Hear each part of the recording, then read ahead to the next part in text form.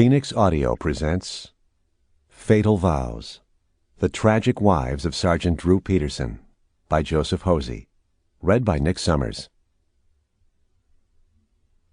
Prologue.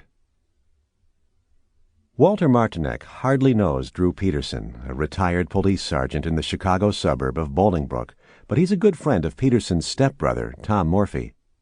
So it was that Martinek found himself unwittingly drawn into the events of October 28, 2007, the day Peterson's young wife Stacy was last seen.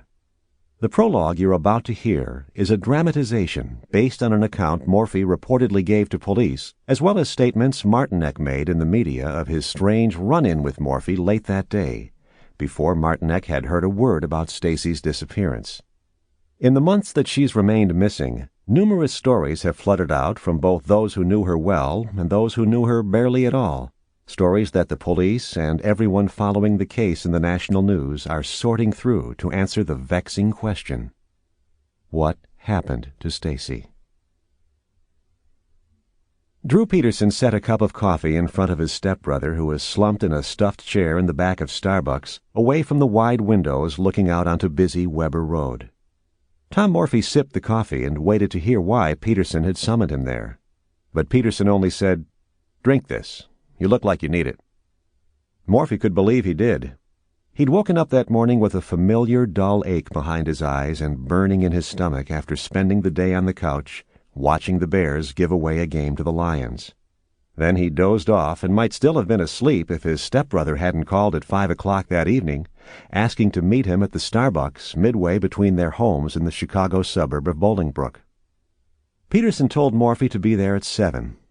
It was important. Morphy heaved himself off the couch and, since he had nowhere else to be, headed over to Starbucks, happy for the chance to help his stepbrother for a change. Usually, it was Peterson coming through for him with things like money, furniture, or work. Just the other day, Peterson had told him he could probably line up something at the local Meyer department store. Morphy needed the job, and it would not have been the first that Peterson had helped him get. When Morphy walked into Starbucks, he was early for their meeting. Peterson was already there, sitting in back, reading the paper. After getting Morphy coffee, Peterson asked, "How's things at home?" Morphy just shrugged and asked about Peterson's 3 boys, daughter, and wife Stacy. Peterson gushed about the kids. Tom at the top of his class and playing trumpet in the school band, Chris, a champion junior high wrestler, Anthony and Lacey adorable and growing up fast. About Stacy, his 4th wife, mother to Anthony and Lacey, stepmother. Sample complete. Ready to continue?